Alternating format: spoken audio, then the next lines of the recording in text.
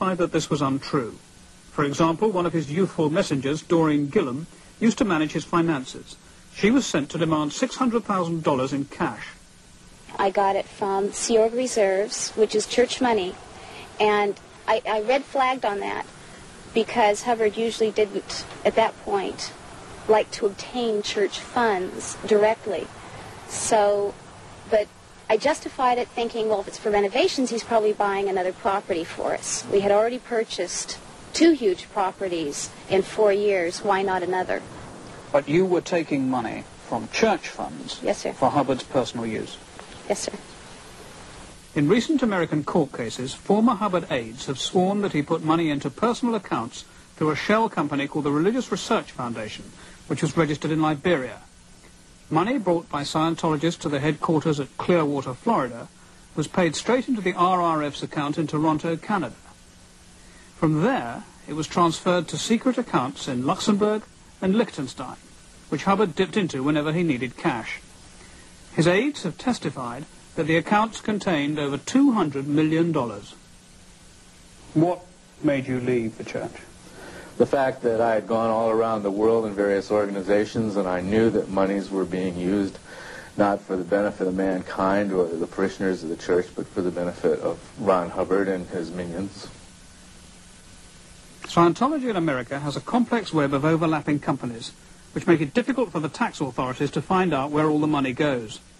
The church's ex-members say that in reality there's just one corporation. And, they say, the outfit that finally controls the assets and money of the non-profit Church of Scientology is the for-profit company Author Services Incorporated. This senior ex-Scientologist had close knowledge of Author Services Incorporated, or ASI. So what is the fundamental purpose of ASI?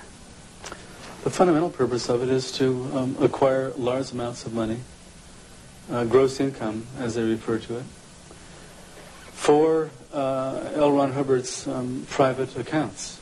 And where does that money come from? It comes from the churches and the missions of Scientology, and it comes from the public at large. And the churches and the missions are supposedly non-profit organizations. Is ASI a non-profit organization? No, ASI is specifically a profit-making corporation. And it was, in fact, Hubbard's private fortune? Yes, I suppose it is. Yes, that's true. So what has happened to Hubbard's fortune? Only a small and secretive group of his followers knows the real answer, and they aren't saying. But we do know that in the church hierarchy, they've come out on top. Those who appear to have the power in Scientology today are Norman Starkey, a South African whom Hubbard appointed trustee of his estate, David Miscavige, still in his 20s, who ran Author Services Incorporated, Annie Broker. It was she and her third husband, Pat Broker, who looked after Hubbard in his final hideout. Of these, David Miscavige is believed to be the most powerful figure. He's a macho guy, he does bow and arrow practice shooting rifles, he does karate. He's a very macho 1950s. He's a tough guy. He will keep power till his last gasping breath. So that's David Miscavige in a nutshell. L. Ron Hubbard spent years avoiding writ servers, and his heirs are doing the same, usually staying out of sight. The church's front man is Heber Jench, its international president. Jench is a former actor who had a bit part in Paint Your Wagon. He has the enthusiasm of a fundamentalist preacher. Although Scientology makes millions of dollars, it is still run by fanatical believers. How much is this church worth, Mr. Jench? You have been quoted as giving it a value of $1 billion in a recent interview. Is that a correct figure? Is that all? How much is it worth?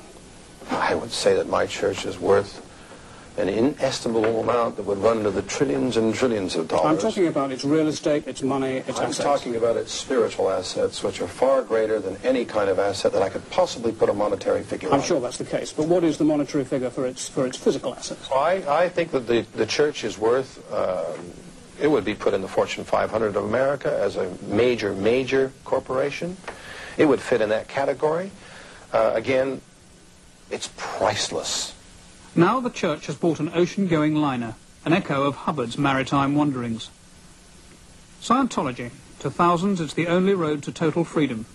To many with their own experience of the church, it's just a cruel hoax. I think it's a scam. I think it's a con. I think it's a psychological warfare started by Hubbard on the world that he perceives as being peopled by nothing but his enemies. Mr. Hubbard said Scientology is the road to total freedom. It's there, it's a path, it's mapped out, and people can take that road or not take that road. But it's available to them. It makes me very angry to think that that sort of thing can flourish in my country. And it makes me unspeakably sad to the point of tears when I see what they've done to my daughter.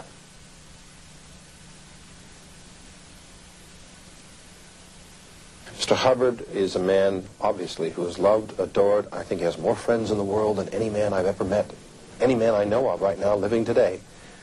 They respect him, they love him, and they like his works.